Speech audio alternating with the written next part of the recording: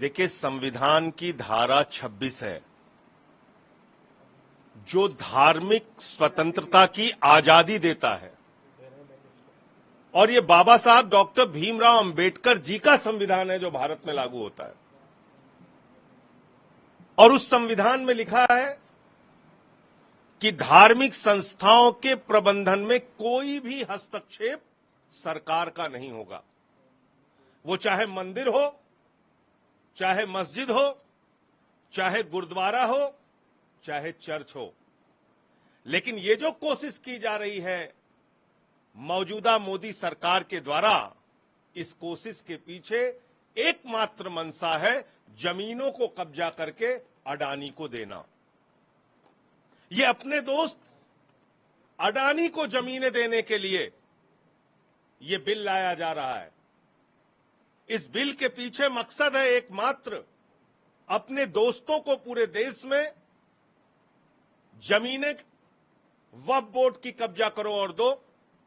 वक्फ board की जमीनें कब्जा हो जाए तो गुरुद्वारे की जमीनें देश भर में कब्जा होंगी और दोस्तों को दी जाएंगी। फिर चर्चों की जमीनें कब्जा होंगी और दोस्तों को दी जाएंगी।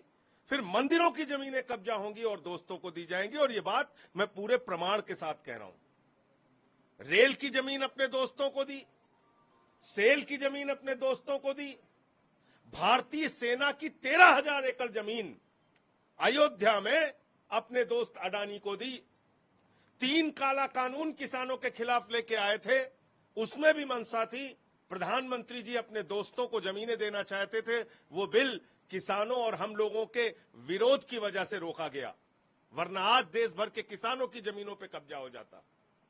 दलितों की जमीनें कब्जा करके दोस्तों को देना है, आदिवासियों की जमीनें कब्जा करके दोस्तों को देना है। तो ये बिल गैर संवैधानिक है, संविधान की धारा 26 के विरुद्ध है, और कोई भी बिल संविधान के विरुद्ध नहीं आ सकता। विरोध करेंगे आप इसका?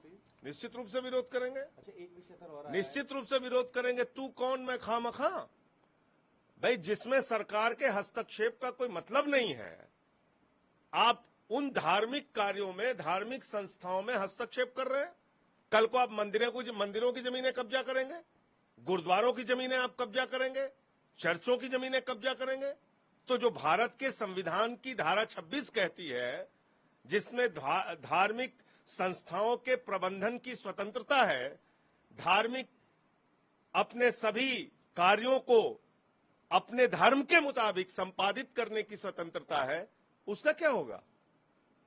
उस संविधान के अधिकार का क्या होगा? आप भारत के संविधान में दिए गए अधिकार को छीनना चाहते हैं, इसलिए इसका विरोध करेंगे हम लोग। एक दूसरा मुद्दा, आतिशी जो आपकी मंत्री है, उन्होंने इंफॉर्मेशन पब्लिसिटी डिपार्टमेंट के सेक्रेटरी और डायरेक्टर को शो कॉज नोटिस इशू किया कि 15 अगस्त को जो विज्ञापन छपा उसमें सीएम की फोटो नहीं थी। आज की तारीख में दिल्ली के मुख्यमंत्री कौन है? श्री अरविंद केजरीवाल जी। मुख्यमंत्री जी की फोटो क्यों नहीं है? ये प्रश्न पूछना क्या कोई गुनाह है, कोई गलती है क्या? तो ठीक किया आतिशी जी ने। आपका भी मामला है, वो हाईकोर्ट से उस पे सरेंडर करने से स्टे दिया है और आज मामले की सुनवाई। डॉक्टर्स वाला जो मामला चल रहा है, आज डॉक्टर्स फिर आंखें लगाकर बैठे हैं कि सुप्रीम कोर्ट से कुछ और बड़ी राहत उन्हें दी जाए। देखिए, देश भर में डॉक्टरों की सुरक्षा के लिए एक मजबूत कानून बनना चाहिए। नंबर 1, कोलकाता की घटना सीबीआई के पास है। वो घटना देश को शर्मसार करने वाली घटना है।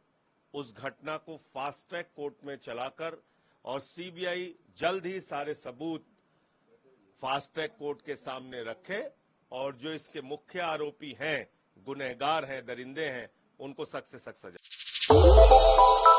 श्रेष्ठ भारत पर खबरों से जुड़े रहने के लिए चैनल को सब्सक्राइब और लाइक करें, बेल आइकन दबाएं और देखते रहें श्रेष्ठ भारत।